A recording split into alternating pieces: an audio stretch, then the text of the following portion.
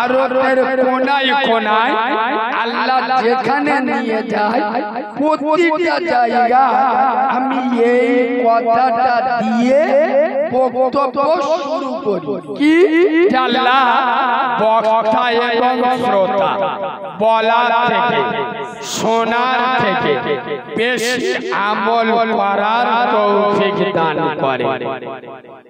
কেন? মোল্লার বাচ্চারা জানে সব, নামাজ না পড়লে গুনাহ হবে। আজকে কি জীবনের প্রথমেই শুনছে রোজা না করলে গুনাহ হবে? মদ, সুদ, জেনা, ব্যভিচারী, বন্ধন, গুরুলন, আচ্ছা পরকীয়া, প্রেম ভালোবাসা, নামাজ রোজা না করা, লটারি টিকিট কাটা, ওলকেই ফুক মারা, এগুলো হারাম না জায়েজ? জানি না জানি সবাই বলো। ওই জন্য আমি বলি মোল্লা ছানারা জানে সব, মানে মানে এই ভুল বললে এই আমার কাছে উর্দু ওয়াজ শুনলে হবে, এই মানে না বললে মিথ্যা বলা হবে, বেঈমানি করা হবে। খোদার কসম আপনারা যদি না মানতেন তাহলে এখানে এসে বসতেন না। মোল্লারা মানে না এটা বলা চরম ভুল হবে, তাহলে ভাষাটা কিরকম হবে শুনে নেন। মোল্লার বাচ্চারা জানে সব, মানে ইচ্ছা মতো। আমি প্রমাণ করে দিচ্ছি, আপনাদের গ্রামের মসজিদে ফজরের আযান, এখন আপনাদের পাড়ার গরীব ও যদি ফজরের নামাজ পড়তে যায়, গ্রামের চারা চারা মেয়েরা, ডাগর ডাগর ভাবিরা কেউ বুঝতে পারবে যে গরীব ফজরের নামাজ পড়ে। মেয়েরা অত সকালে ঘুমিতে ওঠে, বুঝতে পারবে। ওই জন্য মাল ফজরের নামাজ বলো পড়ে না। শুক্রবার ও সপনা জুমায় যখন আযান হবে করিম পরবে এমন জামা দেখলে মনে হবে পুরো আজরাইলের মামা। শুধু বর বলতে যে শর্মাটা কায়দা করে লাগা, শয়তানের চোখগুলো বদব। তার মানে কি রব যেমন বলেছে ওইভাবে চলবো না, মন যেভাবে বলে। সামনে রমজান মাস চলে গেল, রোজার মাস। আপনাদের পাড়ার জলি রোজা শুরু করে 10-12টা রোজা হয়ে গেছে। ও জলিলির চোখ হলুদ হয়ে গেছে, শরীর শুইকে গেছে, মাঝখানে 3 দিন গ্যাপ মেরে দেশে পরপর 4টে রোজা করে মাঝখানে 2 দিন ছেড়ে। মানে কি রব যেমন বলেছে ওইভাবে চলবো না, মন যেভাবে ওইভাবে চলবো। এই আমার এখানে যত লোক বসে আছে, বাচ্চা হোক আর বুড়ো হোক, যুবক হোক আর 50 বছর বয়স হোক, 100-র মধ্যে 95 জনার মুখে দাড়ি নেই। কেন? মুখে দাড়ি রাখবে কখন? একটা পা কবরে যাবে। এখন এরা জন ছাবাল্লা তো সব ওষুধ মাল, অ্যান্টিবায়োটিক মাল বসে দেখা পাইনি। এরা বলে এই বয়সে যদি মুখে দাড়ি রাখি মেয়েরা আই লাভ ইউ বলবে, ওই জন্য মুখে দাড়ি। কিন্তু বাসন্তের যুবকদের জানিয়ে দিয়ে যায় কসম খোদা, মিশরের জমিনে আল্লাহর মস্ত বড় পয়গম্বর নবী ইউসুফ আলাইহিস সালাতু ওয়াস সালাম, তিনি ছিল একজন দাড়িওয়ালা পুরুষ। এই দাড়িওয়ালা নবী ইউসুফকে দেখে তৎকালীন মিশরের বিশ্ব সুন্দরীরা আপেল কাটতে কাটতে হাত কেটে ফেলে দিয়েছিল। সেই পুরুষ নবী ইউসুফ ছিল দাড়িওয়ালা, সুবহানাল্লাহ বলে। আর আজ দুর্ভাগ্যজনক হলেও সত্য, বাংলার মুসলমানের ছানারা রিসেন্ট এই 2-5 বছর কিছু মুসলিম যুবক মুখে দাড়ি রাখা ধরে, তবে ওই দাড়িটা আমার নবীর স্টাইলে নয়, ও দাড়ি বিরাট কোহলির স্টাইলে রাখে। এই দাড়ি যদি আমার নবীর স্টাইলে রাখতো, কসম খোদা মসজিদে আজান হতো, এই আমার নবীর সুন্নাত টেনে মসজিদে নিয়ে যেত। ও যদি আমার নবীর স্টাইলে মুখে দাড়ি রাখতো, হারাম কাজ থেকে এই দাড়ি ওকে দূরে রাখতো। ও যদি আমার নবীর স্টাইলে দাড়ি রাখতো, ওর বাড়ির মেয়েরা বন্ধন লোন গ্রুপ লোন করতো না। বললি তো রাগ হবে, আমার ভাষা সবার সহ্য হয় না। আমি একটু হক কথা বলি না, আর আমি একটু আলাদা লোক। কি নাম জানেন? সমাজে যেই রোগ হয়েছে সেই রোগের ওষুধ দিতে উঠে কোরআন হাদিস বললে আপনারা বুঝতে পারবেন না, আর খালি কেরসা কাহিনী বলেও কোনো লাভ নেই। আপনার বাপের পেট যন্ত্রণা করতে বাস সোনাগালি ডাক্তার খানায় নিয়ে গেছে, ডাক্তার হাগার ওষুধ হয়েছে কোদা বলে না, পেট যন্ত্রণা ওষুধ দিচ্ছে, পায়খানা সারবে বলে মনে হয়।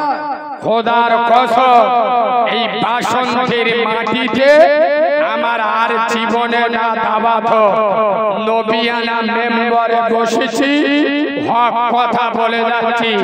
বর্তমান মুসলিম সমাজে 100-র মধ্যে 98 জন বেনামাজি, 100-র মধ্যে 99টা বাড়িতে সে তবলীগ করুন আর ফুরফুরি করুন। 100-র মধ্যে 99টা বাড়িতে সুদের ব্যবসা চলে। 100-র মধ্যে 70 জন বাম্মার ভাত দেয়। 100-র মধ্যে 40 জন যুবক কলকে বাহিনীর সদস্য। 100-র মধ্যে 30 জন এরা আপনার বোতল বাহিনীর সদস্য। আজ মুসলিম সমাজ মদ, সুদ, জেনা, ব্যভিচারী, বন্দল, গুরুগুলো বাম্মার ভাত দেয় না, নামাজ রোজা করে না।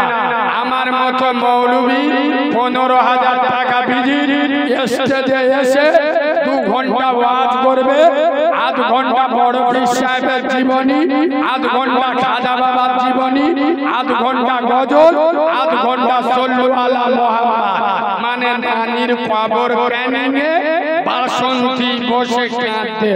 ও নানি শুনতে পাবে? কথা বলে না, যে রোগ হয়েছে সেই রোগের ওষুধ দিতে হবে না।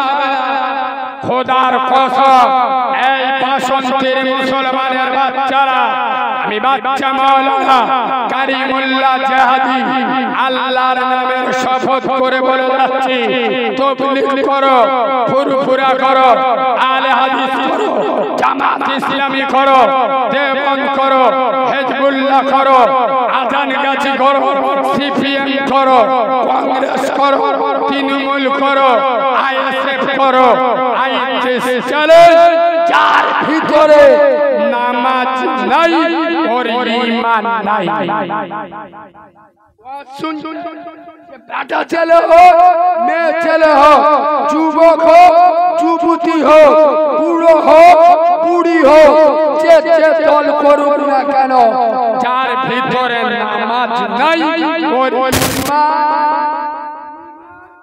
এই শুনে, আমার এই মোবাইলটা 22,000 টাকা দাম। কত? 22,000। সব মোবাইল যা যা থাকার কথা এর ভিতরে সব, খালি চার্জ। আই যদি বলি 11টা বাজে আমার বউ কি করতে যায় ভিডিও কল করে দেখি হবে কথা বলে না আমি কেন ও আচ্ছা আমি যদি বলি একবার ফোন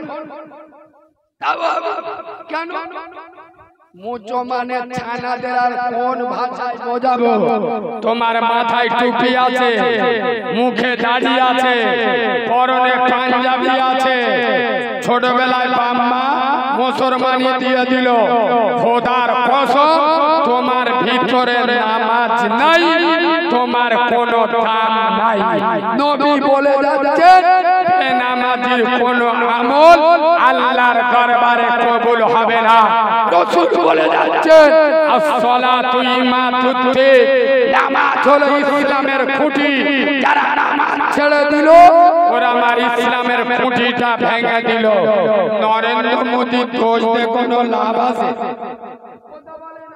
আচ্ছা নামাজ পড়া ফরজ আমার জন্য না অভিষেক ব্যানার্জির জন্য মালগুলো বোবা হয়ে গেছে কথা নামাজ পড়া ফরজ আমার জন্য না মমতা ব্যানার্জির জন্য নবী বলে যাচ্ছেন পাশে হযরত পায়ের মতো যোগ্য আলেম বসে জিজ্ঞেস করে না নবী বলে যাচ্ছেন মান তারাকা সালাতা ফাকাদ হাদমাতে যারা আমার নামাজ ছেড়ে দিল ওরা আমার দিনটা ধ্বংস করে দিল নরেন্দ্র মোদীর বাপের ক্ষমতা আছে ইসলামের ক্ষতি করবে ইসলাম ধ্বংস করছি আমার আপনার মতো মুসলিম নামের মুনাফিকের বাচ্চারা আমরা যেরাম কুকুর আল্লাহ নরেন্দ্র মোদীর মতো মুগুর আমাদের উপর পেটিয়ে এই বললি তো তুমি সেন্টিমেন্ট লাগে মুচো মানে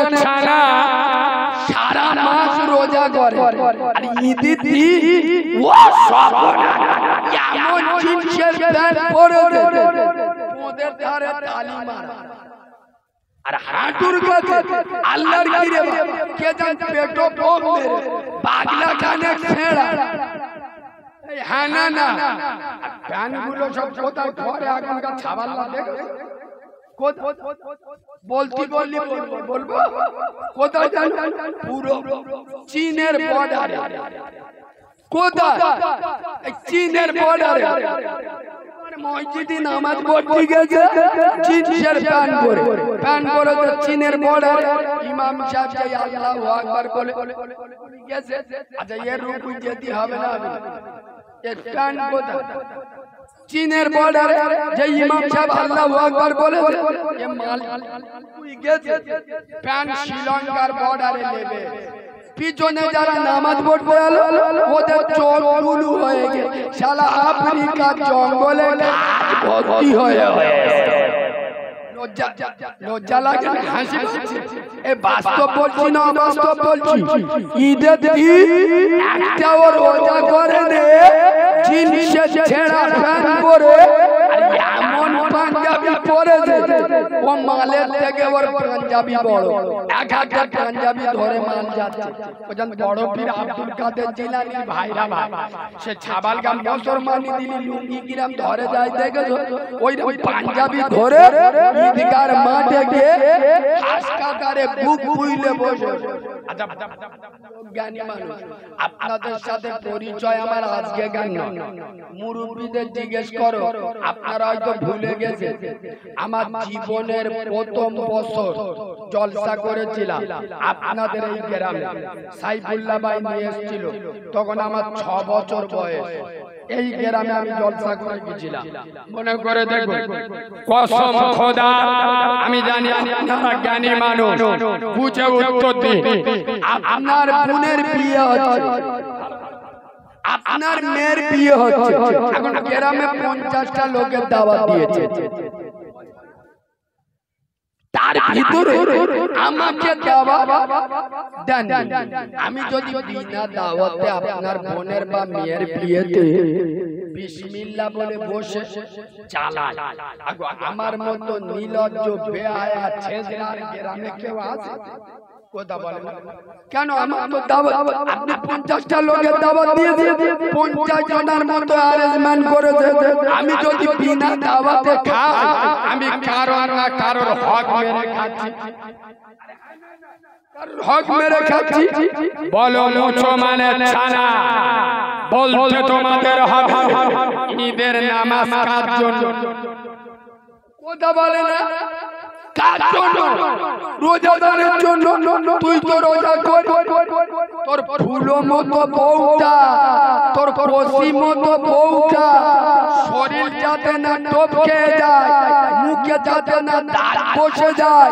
রমজান মাসে দুজন দুবেলা রান্না করে হারাম মাল খেয়েছি, তোর মতো চিডিং, তোর মতো হারামখোর, তোর মতো মুনাফিকের বাচ্চা ঈদগার মাঠে গেলি কি করে? রাসূলুল্লাহ বলে যাচ্ছে, যারা রমজানের রোজা রাখলো না ওরা যেন আমার ঈদগার মাঠে না আসে। নবী তো তোর দাওয়াত দেয়নি,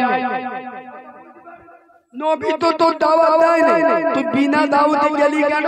তার মানে তুই নির্লজ্জ, তার মানে তুই বেহায়া, তার মানে তুই হারামখোর। এই কথাগুলো বলি বলে এক শ্রেণীর লোকের গায়ে লাগে। কেন? লোকের ওষুধ। আবার যদি এখানে উঠে শুনতে বলবো, বাবারা কি বলবো, বাবা বড় পিসা মায়ের পেটে, তখন একটা ফকির দুয়ারে এসে বড় পিসা মায়ের পেট থেকে পরিষ্কার দেখতে পাচ্ছে। ফকিরের মনোভাব ভালো নয়, ফকির বড় পিসাবের মায়ের দিকে খারাপ নজরে তাকাচ্ছে।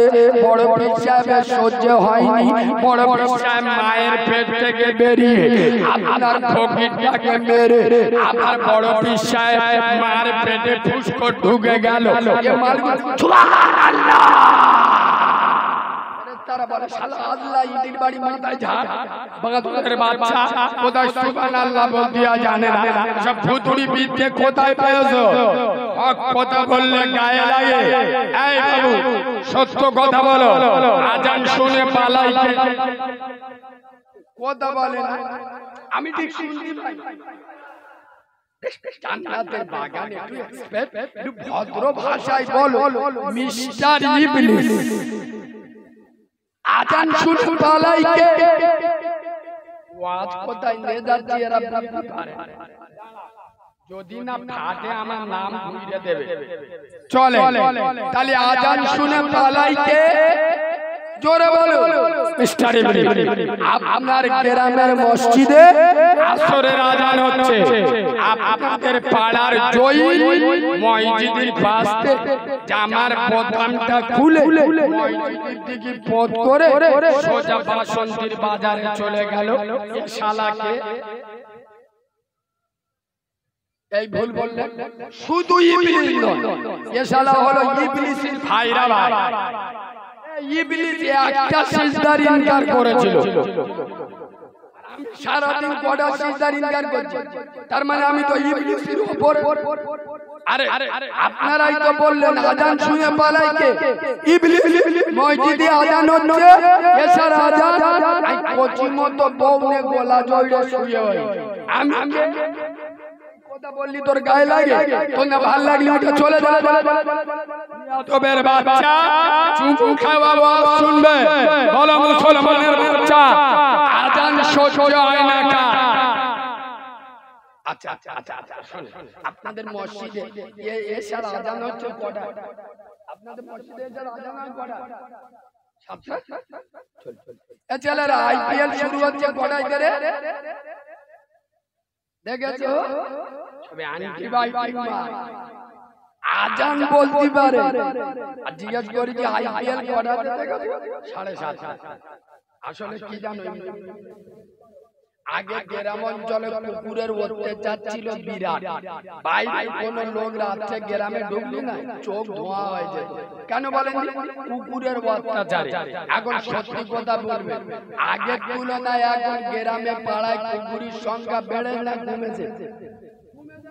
কেন বলুন তো? মানুষ রূপী কুকুরের সংখ্যা বেড়ে গেছে। কুকুর সই কোথায়? নির্জন রাস্তায় পুকুর পাড়ে গাছের গোড়ায় এখন রাত্রেবেলা কুকুর শুধু গেছে গিয়ে দেখতে যে চারা চারা চারটে মাল বসে বসে শাঁ শাঁ করতে। পুকুরি তো চোখ ধোয়া চোখগুলোই আমাদের জায়গা দখল করলে। আর যারা ফ্রি ফায়ার খেলে এরা দেখবেন বাজারে বসে খেলে, নাই পুকুর পাড়ে নাই নির্জন রাস্তায় পুকুরি চোখ নিলে আমার জায়গা দখল করে বসে হয়েছে আমার ভাইরা ভাই না আমরা আগে জাগ মেয়েরা ঘুমতো এখন এরা জাগবে তাহলে আমরা রেস্ট সে কুকুর শোবে জায়গা পায় না কুকুর গ্রাম ছেড়ে গ্রামের বাইরে চলে যাচ্ছে। আগে কুকুর ডাকতো ঘেউ ঘেউ আর এখনকার কুকুর ডাকে মার মার মার মার। খোদার কসম মসজিদে আযান হচ্ছে 7:40 7:30 আইপিএল শুরু হয়েছে, কলকাতার চেন্নাইয়ের ম্যাচ চলছে। কেলে মালটা লেবে মানে বুঝতে পারছো ওই দেখেছো মগস্ত রাসেল লেবে ফাস্ট বলে 6 ঝেড়ে এ বলতে আজকের বুঝবে ঠিক ওই সময় মসজিদটা আল্লাহ বলে ঠেলে উঠে আল্লাহু আকবার ঠেলে উঠে বলতে দেখছি কটা ম্যাচ রাসেল খেলতে পারে আজকের একটু কোচাকুচি করবে আজান দেওয়ার সময় পায়নি এ পুরো কাউরার বাচ্চা না আজান সহ্য হয় না শয়তানের তোর আইপিএল এর নেশা আজানের আওয়াজ সহ্য হচ্ছে না আইপিএস চলে তুই কাউরার বাচ্চা খ্রিস্টানের বাচ্চা চাঁড়ালের বাচ্চা আরে এসব ভাষা বলতে গেলে মুখের পাটা থাকা দরকার। বাংলার সব বক্তার মুখে ভাবেন না।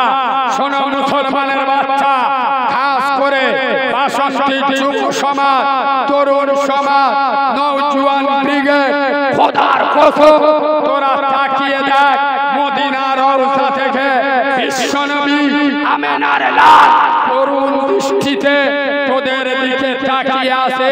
খোদার কসম আজ ভারতে তোদের বড় প্রয়োজন, আজ বাংলায় তোদের বড় প্রয়োজন। এই যুব সমাজ আজ তোরা মেলা খেলা আইপিএল ফ্রি ফায়ার দিয়ে যখন মেতে আছিস তাকিয়ে দেখ ফিলিস্তিনের যুবকেরা খোদার কসম তারাও তোদের মতো যুবক, তারা তাদের কচি কচি ফুলের মতো মাসুম বাচ্চাগুলো রক্ত মাখা দেহ সাদা কাফনের কাপড় পরিয়ে কবরে রেখে চোখের পানি ফেলে আল্লাহর কাছে তাকিয়ে বলে হে আরশের মালিক এই সন্তান একটা নয় 10টা তোর রাস্তায় কুরবানি করে দেব, তারপরেও তোর পবিত্র ঘর আল আকসা মসজিদকে ছেড়ে দেব না।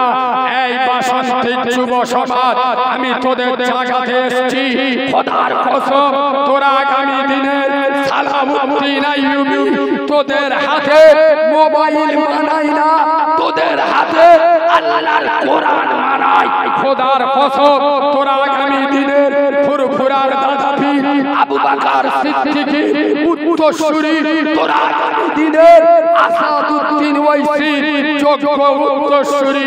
যুবক ছেলেরা ফ্রি ফায়ার ছেড়ে দাও, পাবজি ছেড়ে দাও, মেলা খেলা আইপিএল এর নেশা ছেড়ে দিয়ে ঘুরে এসো মসজিদের দিকে, আল্লাহর দিকে। খোদার কসম তৃণমূল করছো করো, সিপিএম করছো করো, কংগ্রেস করছো করো, আইএসএফ করছো করো, এই মুসলমানের ছাড়া বেলা শেষে যে যে দল ভালো লাগে করো। বেলা শেষে তোদের দাওয়াত দিয়ে যাচ্ছি তোরা আমার আল্লাহর দল কর, দিনে 5 বার আমার আল্লাহর পার্টি কর। খোদার কসম তোরা দিনে 10 বার নিজেদের পঞ্চায়েতে যা, আমার আপত্তি নাই।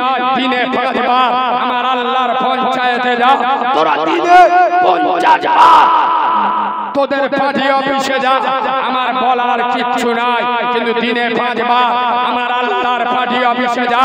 আর এই মসজিদে গেলে কি হবে? আল্লাহর কোরআন বলছি ফালিয়াবুদু রব্বা হাযাল বাইত। আল্লাহ বলছে এই বাসন্তীর মুসলমান তোরা যদি আমি আল্লাহ আমার দল করি আমার পার্টি করি দিনে 5 বার আমার পঞ্চায়েতে আসি আমার পার্টি অফিসে আসি আল্লাহ তোদের রুজির জন্য কোন দাড়ি চাচা জব কার্ডের টাকা ছাড়া মুসুরি তোলা কেসের আসামি কোন হালখান নেতার সামনে তোর মাথা নিচু করতে হবে না। আমি আল্লাহ গ্যারান্টি দিচ্ছি, যে গ্যারান্টি মমতা ব্যানার্জি দেবে না, অভিষেক ব্যানার্জি দেবে না, মোহাম্মদ সেলিম দেবে না, সোনিয়া গান্ধী দেবে না। আমি আল্লাহ গ্যারান্টি দিচ্ছি তোর জীবন এবং জৈবনের গ্যারান্টি আমি আল্লাহ দিলাম। একটু জোরে বলো। দিনে 5 বার মসজিদে যা আল্লাহর ঘরে যা, কিন্তু মোল্লারা যাবে কোথায়? বড় ভাই ছোট ভাই পদে বলতেছে, ছোট ভাই ছুটে গেছে মেম্বারের কাছে,